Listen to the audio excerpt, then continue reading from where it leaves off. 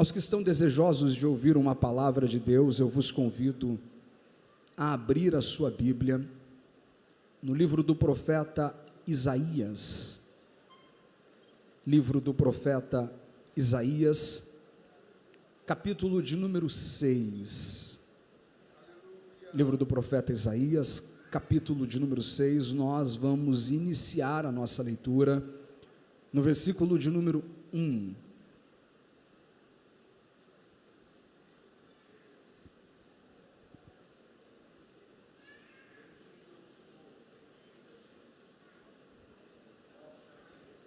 Isaías capítulo de número 6, versículo de número 1. Só os que encontraram digam: eu vou para o céu. Quem não encontrou, diga: eu também vou. É isso que importa, que nós vamos para o céu. Está escrito assim: no ano em que morreu o rei Uzias, eu vi também ao Senhor, assentado sobre um alto e sublime trono, e a orla do seu manto enchia o templo. Serafins estavam por cima dele, cada um tinha 6 asas, com 2 cobriam os seus rostos, e com 2 cobriam os seus pés, e com 2 voavam, e clamavam uns aos outros, dizendo: Santo, Santo, Santo é o Senhor dos exércitos, e toda a terra está cheia da sua glória. E os umbrais das portas se moveram à voz do que clamava, e a casa se encheu de fumaça. Então disse eu: ai de mim, pois estou perdido, porque sou um homem de lábios impuros e habito no meio de um povo de impuros lábios, e os meus olhos viram o Rei, o Senhor dos exércitos. Porém, um dos serafins voou para mim, trazendo na sua mão uma brasa viva que tirara do altar com uma tenaz, e com a brasa tocou a minha boca e disse: eis que isto tocou os teus lábios, e a tua iniquidade foi tirada, e perdoado o teu pecado. Quantos podem dizer amém?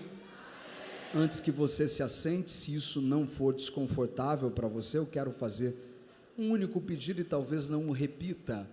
Guarde sua Bíblia, coloque-a no seu banco, e eu quero que, por especial gentileza, você encontre alguém ao seu lado, ou à sua direita ou à sua esquerda, e eu quero que você olhe para esse jovem, para essa adolescente, para esse moço, mas não é para olhar para ele com um olhar comum, não é para olhar para ele com um olhar normal, nem com olhar 43, pastor, eu sou solteiro, agora não é a hora. Eu quero que você olhe para essa pessoa que está do teu lado com olhar de profeta.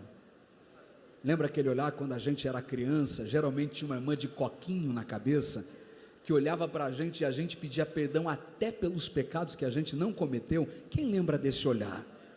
É esse olhar que você vai fazer para esse crente que está do teu lado. E se tiver coragem, vai fazer dedo de profeta. Olha aí, pastor Alessandro, que é uma igreja ensinada, ele sabe que é dedo de profeta, pastor Aline. Você acredita que tem autoridade na tua vida, sim ou não? Sim. Então olha bem nos olhos deste jovem, desta moça, aponta o dedo para ele, para ela, e libera a palavra dizendo: pode se assentar.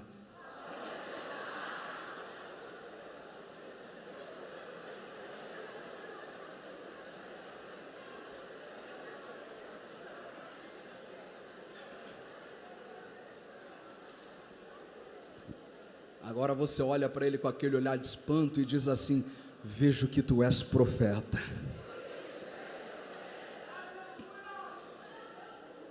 Levante seu rosto, me dê de presente a sua atenção. Eu prometo que serei muito objetivo, mas fiel àquilo que o Espírito de Deus impartiu ao meu espírito para compartilhar com o SPR na noite deste dia tão especial que o Senhor nos deu o privilégio de aqui estarmos.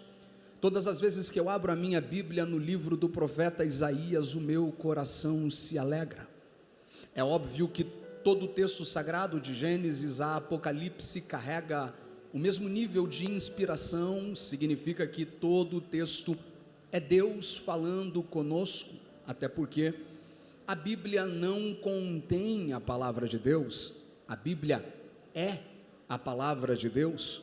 Contudo, é bem verdade que cada texto possui as suas características, cada texto possui as suas singularidades, cada texto possui as suas marcas, e o texto de Isaías, para mim, se destaca. A história, o ministério, a chamada, a obra, além de tudo isso, a literalidade, a construção desta obra nos fascina. Olhar o livro do profeta Isaías é estar diante de um protótipo da Bíblia Sagrada. Assim como a Bíblia tem 66 livros, Isaías tem 66 capítulos.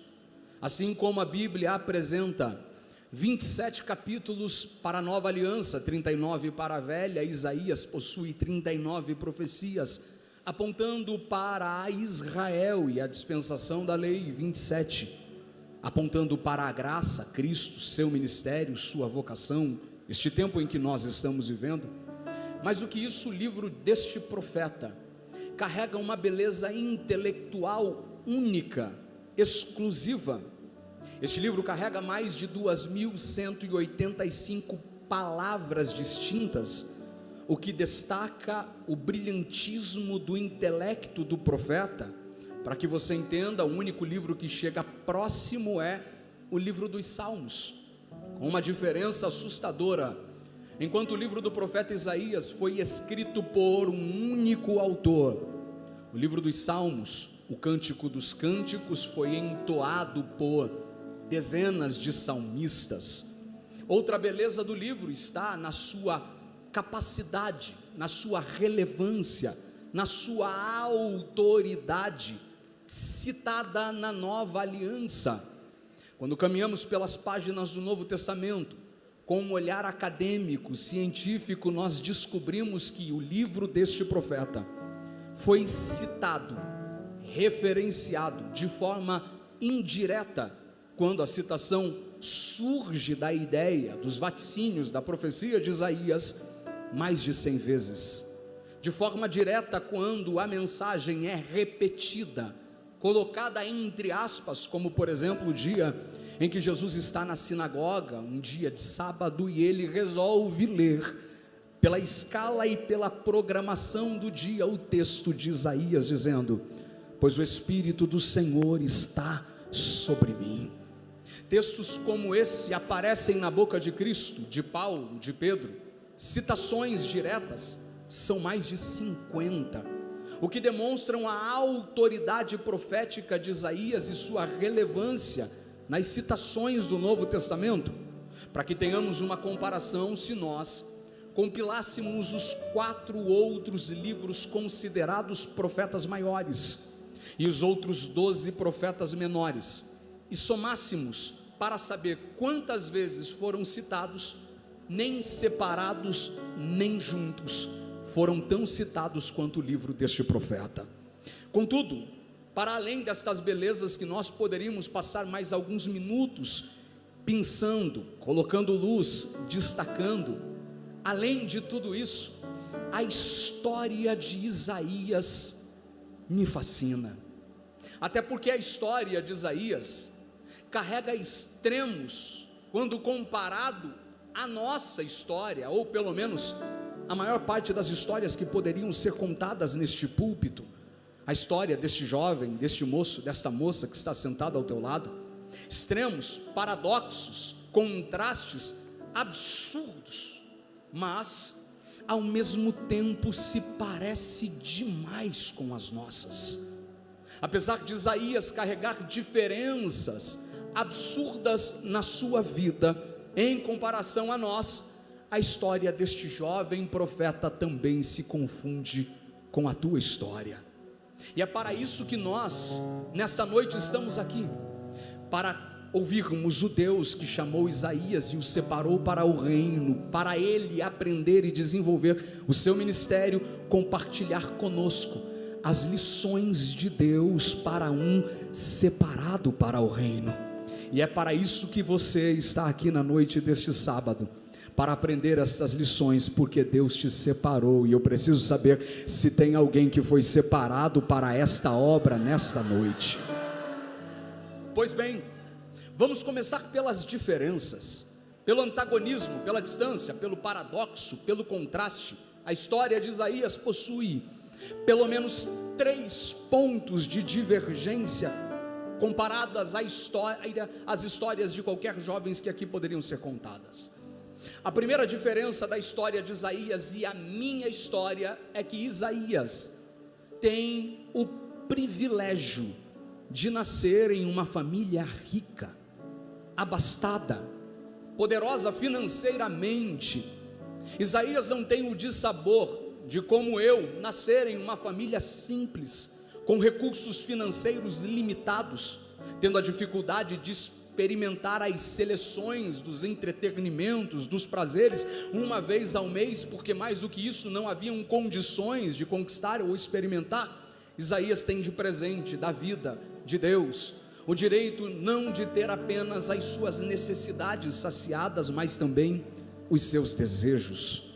A segunda diferença da história de Isaías em comparação à minha, em comparação à tua, é que além de nascer em uma família rica, Isaías nasce e recebe o presente de ter em suas características genéticas as marcas da realeza, carregando nas suas veias um sangue real, um sangue que nós poderíamos chamar de sangue azul. Há sem dúvidas especulações na busca de entender qual era o vínculo ou o nível, o grau de parentesco, se sobrinho, primo com o rei, com o trono, contudo independente do grau de parentesco, pertencer à família real, estar vinculado ao trono do rei era um presente que vai dar a ele talvez as condições de receberem esta formação intelectual extraordinária. Afinal de contas, a educação de um familiar do rei é às margens do palácio.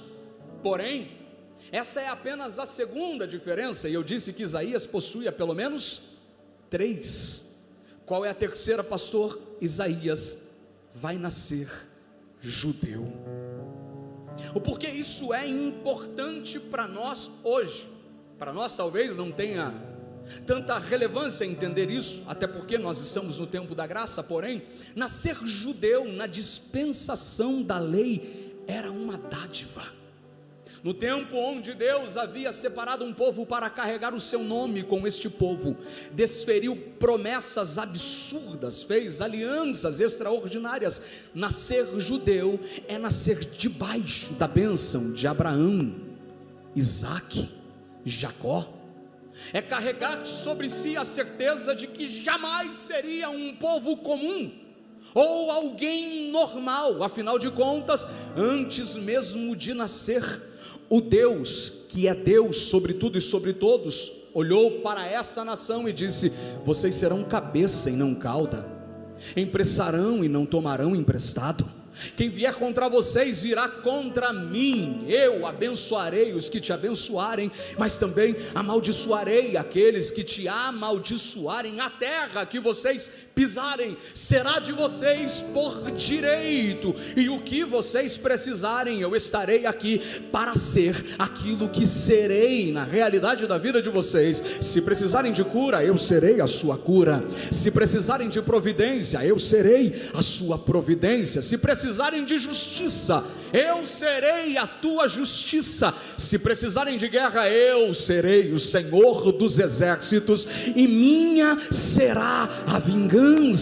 Eu sou o que sou, e com vocês caminharei, estarei com vocês. E eu sei que tem gente que já começou a adorar, mesmo sabendo que eu estou falando de promessas para Israel. Eu sei que o glória não é aleatório, mas é intencional, porque quem acabou de ouvir estas promessas sabe que elas não estão limitadas para Abraão, para Isaque, para Jacó. Elas não ficaram restritas para Moisés, Davi ou para Jerusalém. Mais do que isso, quem está no quinto encontro dos separados para o reino sabe que somos co-herdeiros com Cristo, e por causa dele, aquilo que Deus liberou também está sobre a nossa vida. Se tem alguém que crê nesta palavra, levante uma de suas mãos aos céus, pois o mesmo Deus que fez promessas absurdas para Abraão, confirmou-as em Isaque, ratificou em Jacó, confirmou em Moisés, ampliou em Davi, está em Campo Grande na noite deste sábado, pegando na mão deste moço, desta moça, e dizendo: eu também sou o teu Deus. Se tem alguém que crê, não deixe esta igreja em silêncio por 30 segundos. Abre a boca para adorar, para adorar, para adorar.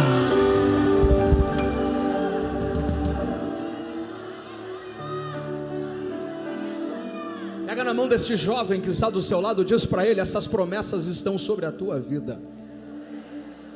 Você não é normal, você não é comum. Deus te separou. Eu estou sentindo graça aqui nesta noite. Pois bem, é aqui que está toda a diferença, e é aqui que a história de Isaías começa a se parecer com a nossa. Por que, pastor, eu não sou judeu? Não, mas o Deus dos judeus também é o teu Deus. Isaías pode ter nascido rico, pastor Alessandro, pode ter nascido de uma família nobre, da realeza palaciana, mas é por ser judeu que todas as manhãs, ao acordar, desde quando era bebê, pastor Otônio, sua mãe pegava-o nos braços e cantarolava os salmos de Davi, cantava para ele o cântico de Miriam, quando atravessou com os pés enxutos do outro lado e começou a dizer para tudo e para todos: só o Senhor é Deus, só o Senhor é Deus. Ao atingir 3 anos de idade, é seu pai quem assume a responsabilidade, pastor Coutinho, de o instruir, direcionar, de o formar, e de nele ser formada a consciência de quem ele era, recebendo a ordem de inculcar na mente de Isaías a palavra, de manhã, de tarde, de noite, andando pelo caminho, sentando, levantando, todas as horas. E eu imagino ele sentado à mesa, debruçado, ouvindo seu pai contando de como Deus apareceu para Abraão. Já velho, 75 anos de idade, construtor de deuses, até que num dia qualquer, quem aparece onde Abraão estava não era mais um dos deuses de seu pai, mas é o único e verdadeiro Deus que o chama. Como Deus foi com Isaque, como Deus confirmou-se sobre Jacó as alianças, ou como Deus apareceu para Moisés. Mais de 400 anos sob a égide da escravidão faraônica, sobre a pressão do cativeiro, até que de repente o velho Moisés, achando que os seus dias haviam terminado na falência do deserto, ele olha e percebe que algo diferente estava acontecendo. Uma sarça começa a queimar. Pastor, mas sarça queimar é algo comum. A diferença estava que o fogo que nela queimava não se apagava.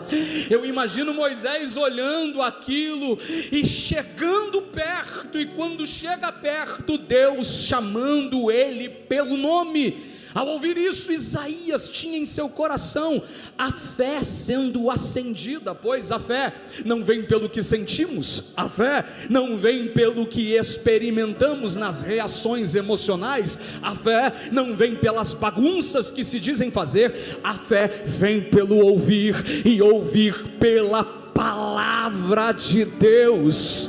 Ao ouvir isso, o coração dele queima. Por que, pastor? Porque ele podia ser rico, ele podia ser de família importante, mas é impossível ter contato com o espiritual e se satisfazer com o natural. Eu vou repetir isso aqui porque alguém precisa entender.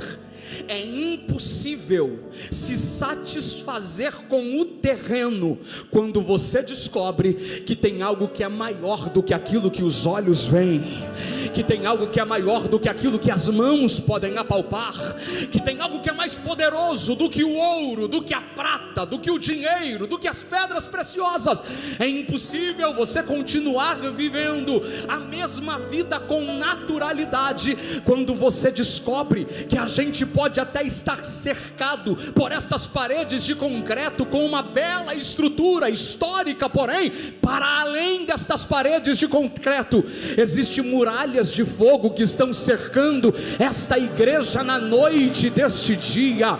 Quando a gente entende que a composição acústica da igreja é eficiente para segurar o glória deste crente que Jesus salvou, o aleluia desta moça que Jesus libertou, as línguas estranhas deste crente que alguém já até chamou de doido, porque desde a hora que entrou não parou de gritar, mas só você sabe de onde Deus te tirou, e porque Deus te tirou, você veio aqui para gritar mesmo, e ninguém vai impedir o teu grito. Deus te trouxe aqui para isso. Porém, quando a gente entende que nem o teto, nem a acústica, nem o isolamento tem o poder de segurar a adoração dessa igreja, pois ela está subindo como cheiro suave às narinas de Deus, e eu já posso ouvir Deus dizendo: se eu estava procurando verdadeiros adoradores, Campo Grande, eu achei vocês. Quem veio adorar? Quem veio adorar? Quem veio adorar? Quem tem mão, levante as duas. Por um minuto, só os separados para adorar. Não deixe esta igreja em silêncio. Quem tem glória, diga glória. Quem tem aleluia, diga aleluia. Os que são batizados com o Espírito Santo, comecem a orar em línguas. A adoração da igreja em Campo Grande está chegando no trono da graça. Eu vou deixar você adorar, depois eu vou continuar.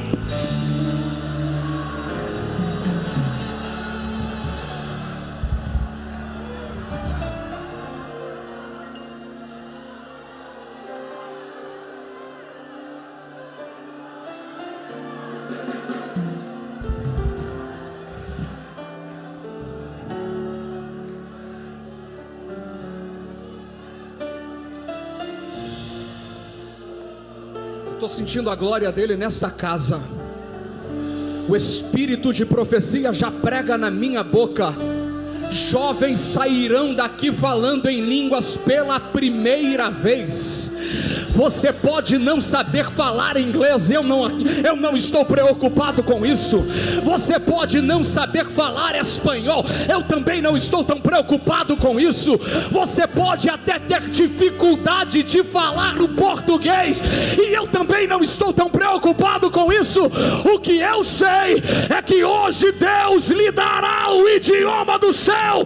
Você sairá daqui falando em línguas, falando. Quem crê? Quem crê? Quem crê? Quem crê? Quem crê? Abre a boca para adorar.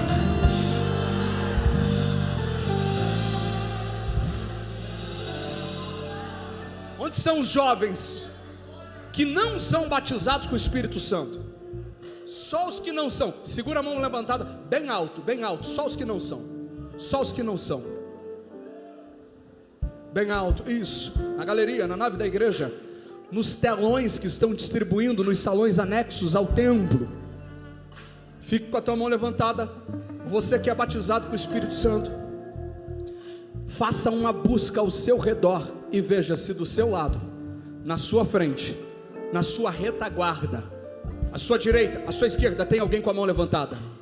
Se tem alguém com a mão levantada e você é batizado, você vai pegar na mão desse moço e dessa moça e vai dizer: a partir de agora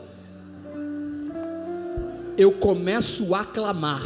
Faça isso, pega na mão dele, pega na mão dela, diga para ele isso: eu começo a clamar para que do mesmo jeito que Jesus mudou o idioma na minha boca, que Jesus trocou o português por línguas estranhas, na noite deste sábado, abertura do SPR, você saia daqui tomado pela glória de Deus, pela glória de Deus.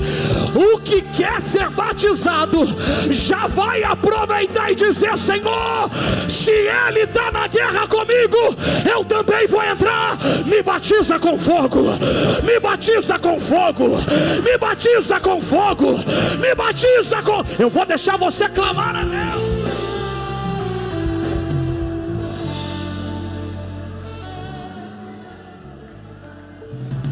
É aqui que a história de Isaías se confunde com a nossa. Você lembra quando Deus se revelou a você? Lembra quando Deus se apresentou na tua história? Você estava tão preocupado com tantas coisas, até a hora que você descobriu que existe um mundo que é superior ao nosso, e que este mundo que é superior ao nosso governa o nosso. Você nunca mais foi o mesmo. Antes você gastava o seu dia para fazer qualquer outra coisa. Hoje quem te vê acordando 4 horas da manhã para ficar na frente de uma igreja com uma sombrinha, um guarda-chuva debaixo do sol, só para chegar primeiro, não porque quer sentar nos primeiros bancos para ser visto, não, mas porque quer estar na presença do Deus que te chamou. Hoje essas coisas marcam a tua história. Pois bem, foi assim com ele. Ele começa a ouvir, e ele entende que mais importante que o ouro, mais importante que a prata, mais importante que as riquezas ou as influências que ele poderia ter, era o relacionamento com este Deus. Isaías começa a ter sede e fome dentro do seu coração, o desejo de se envolver com o sagrado, com Deus, o desejo de se envolver com o ministério. Porém, Isaías enfrentava um problema que eu e você não enfrentamos. Isaías está na dispensação da lei, diga dispensação da lei, e a dispensação da lei limitava o fluir do Espírito na habilitação do exercício ministerial. Haviam apenas 3 ministérios. Quantos ministérios eu disse? Primeiro, Isaías deseja se envolver com a chamada, com o ministério, com o ofício. E eu fico imaginando Isaías fazendo a lista das possibilidades, inteligente que era, olhando primeiro para um ministério que estava próximo à sua família, um ministério real. Quando ele decide se envolver com o ministério real, ele se depara com algumas contraindicações, porque para ser rei, principalmente no reino do sul, onde ele estava, diferente do reino do norte, onde as 19 pessoas que ocuparam um trono vinham de 9 dinastias, no reino do sul, a dinastia ainda era leal ao trono de Davi, logo tinha que ser filho de rei. Isaías, se fosse primo, sobrinho, não se encaixava nesse ministério. Ele descarta a primeira possibilidade, sobra a segunda. A segunda também é apaixonante, afinal de contas, enquanto o rei governa pessoas, o segundo ministério dá o privilégio de chegar-se a Deus, ter de presente a dádiva de ultrapassar o átrio dos gentios, o átrio comum, romper com o ambiente santo e chegar a um lugar chamado Santíssimo Lugar, onde neste lugar, chamado Santo dos Santos, ou Santíssimo Lugar, quem descia não era o rei, quem descia era o próprio Deus.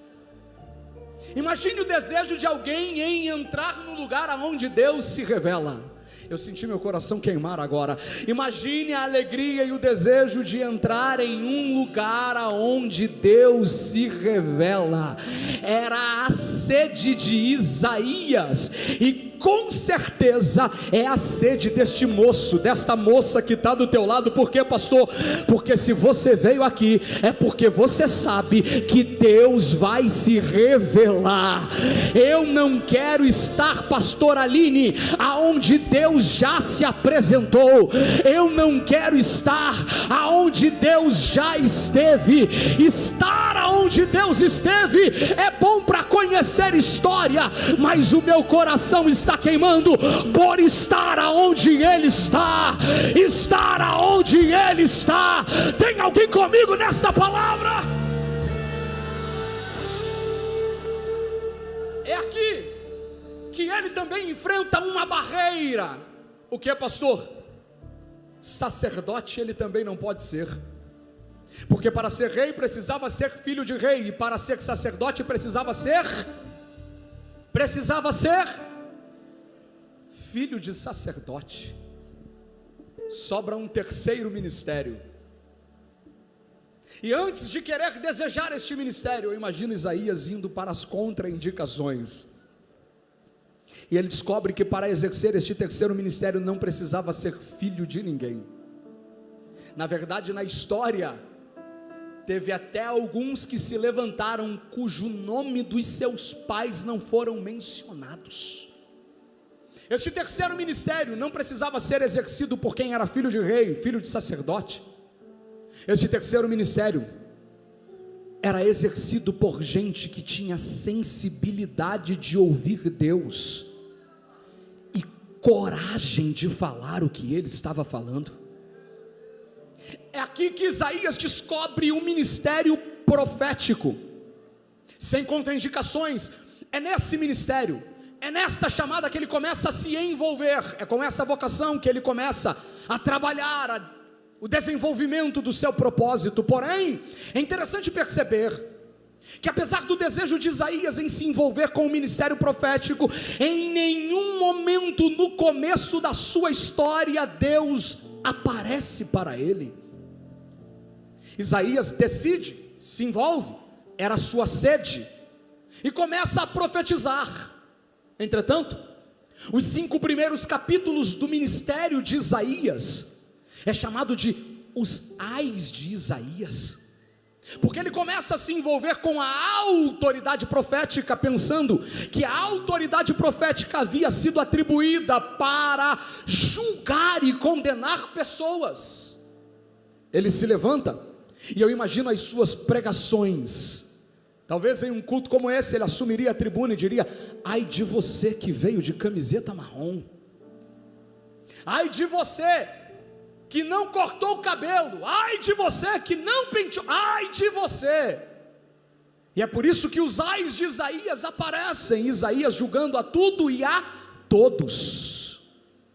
Se Isaías viesse pregar na minha igreja e começasse a dizer ai de ti, ai daquele outro, alguém diria: pastor, o senhor não vai puxar o paletó de Isaías? Afinal ele está julgando tudo e todos. Eu pergunto: quem é que tem coragem de puxar o paletó do parente do rei? Afinal de contas, Isaías era parente do rei. Quem teria coragem de parar o seu ministério?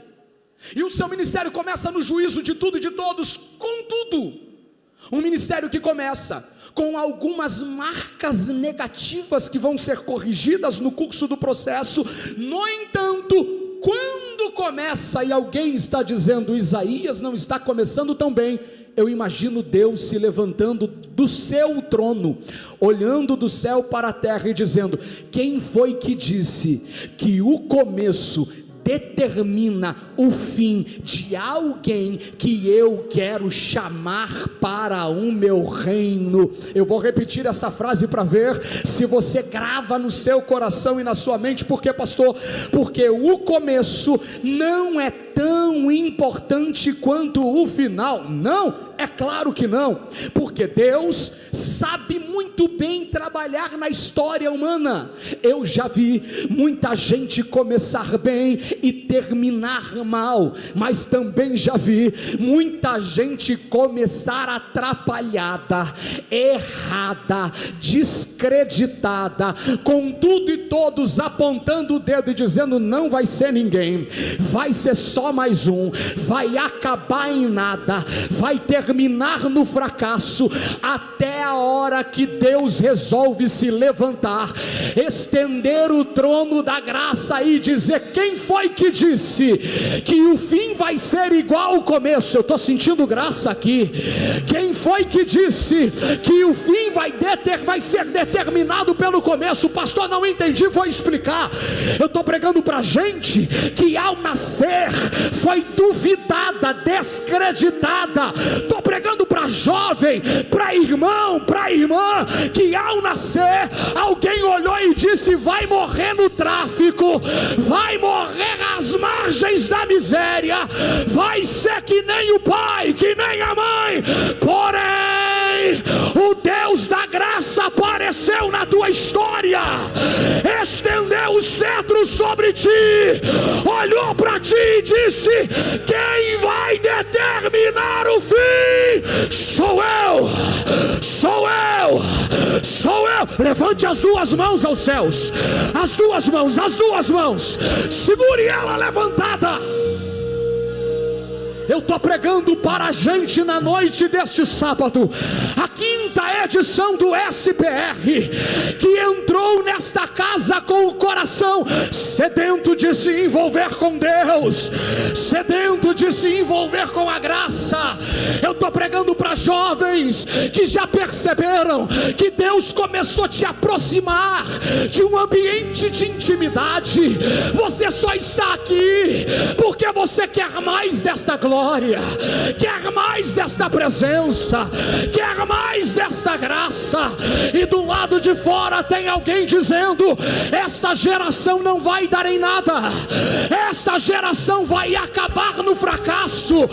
Uma geração fraca, uma geração sem experiências, uma geração sem profundidade.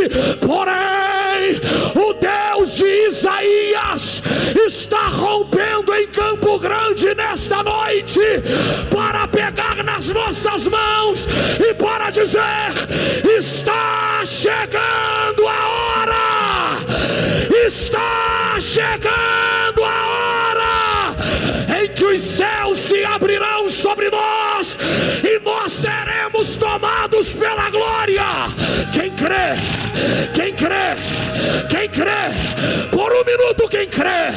Quem é batizado com o Espírito Santo, comece a orar em línguas agora. Agora, agora, agora. Só quem é batizado comece a orar agora.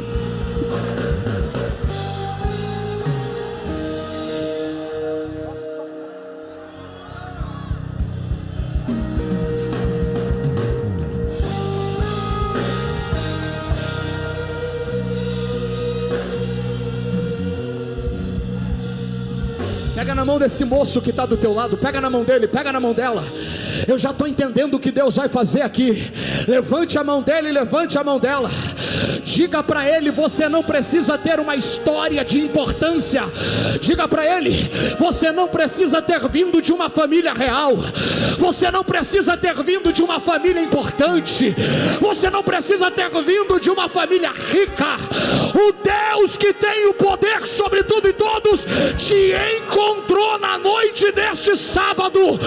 Aquilo que o ouro não pode comprar, aquilo que a prata não pode comprar, aquilo que o dinheiro não pode comprar, o Deus que te achou começa a liberar sobre a tua vida hoje. Hoje, quem quer a glória comece a clamar: glória, glória, glória. Iqueleparaia, Paramanduquenácia.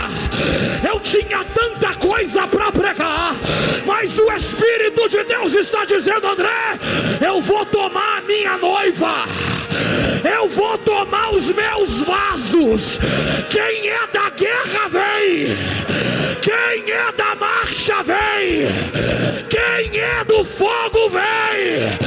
Abre a boca, profeta. Abre a boca, profetiza. Jesus começa a encher alguém aqui agora. Agora. Agora. Agora. Olha aí. Olha aí. Olha aí. Olha aí. Pega. Pega. Pega. Pega. Receba a glória dele agora, agora, agora.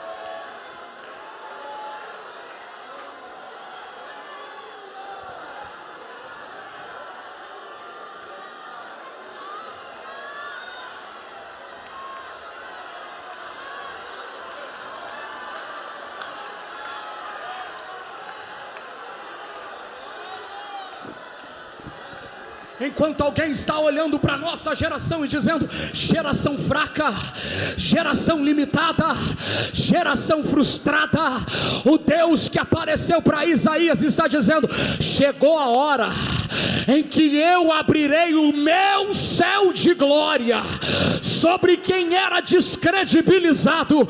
Até porque, escute isso, avivamento não vem quando a igreja está pujante, não vem. Avivamento não vem quando as coisas estão em ordem, também não vem. Avivamento não vem quando os protocolos são cumpridos, também não vem. É quando todos estão desacreditando que Deus resolve mostrar o braço da sua glória, pegar a igreja e colocar nos trilhos da sua vontade. É quando todos estão dizendo: virou uma bagunça, virou uma festa, virou um auê, que Deus se levanta e diz: eu ainda tenho glória para derramar. Eu ainda tenho glória para quem crê. Quem crê, quem crê. Quem crê, comece a clamar por esta glória agora. Clame, clame, clame, clame. Eu vou deixar você clamar.